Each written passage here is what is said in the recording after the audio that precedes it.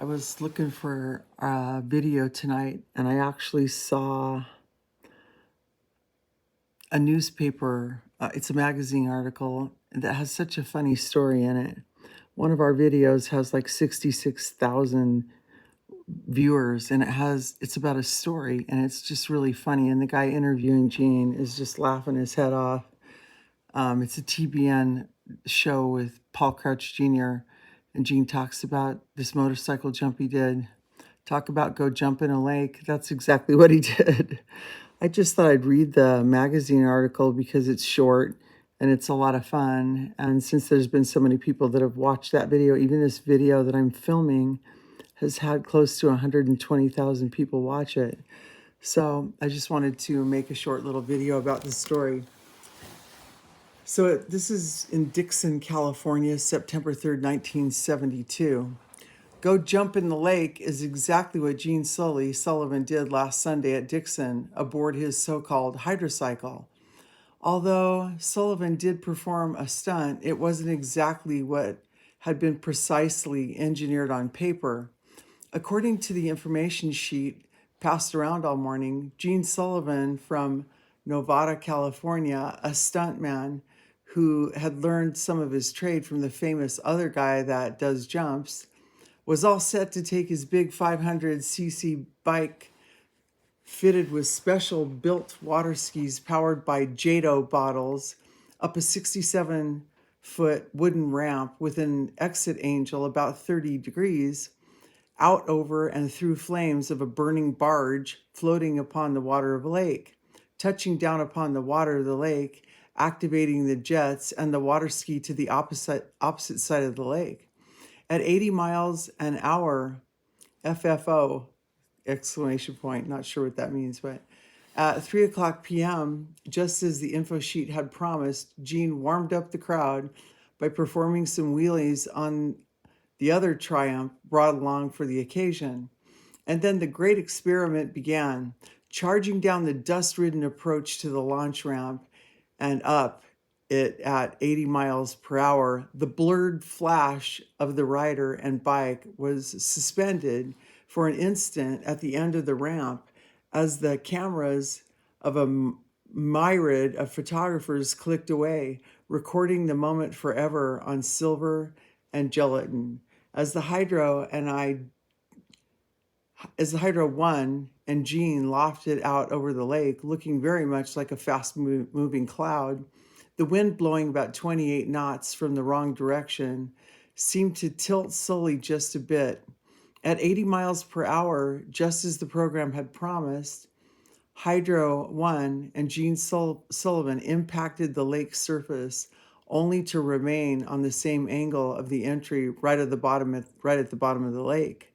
Fortunately, the stuntman was able to walk away from the scene, as the lake is man-made and only about 5 feet deep. Instead, he was carried out of the water on his crew's shoulders. Unfortunately, the 500cc Triumph, with his special water skis and jets, was somewhere below the surface, probably stuck at a 30-degree angle of entry into the muddy bottom of the lake. FFO. Still don't know what that means, but wait till Jacques Cousteau, Super Joe, and Pep Boys hear about this. So the caption on the picture says, Gene Sullivan in midair over the lake, launching ramp at 80 miles per hour in an attempt to jump into a lake and water ski his 500 Triumph with Jado bottles on skis, jet assisted, has not ignited at this point. And then the other picture says, after his unsuccessful attempt, they're pulling Gene out of the water in this picture. You can see him on Facebook at Gene's page. And whoops, lost my pictures here. So after his unsuccessful attempt to water ski his 500 Triumph jet across the lake, jet assist never did ignite. Immersion in 5 feet of water and 1 foot of mud stilled the throaty roar of the hydrocycle. The other picture says Gene Sullivan upon 70 miles an hour impact with lake service while attempting to water ski his 500 Triumph across the lake. Jet assist has clearly failed to ignite. And this is in Cycle News, volume 11, I think, number 36. And it says it's the 350th issue, September 19th, 1972.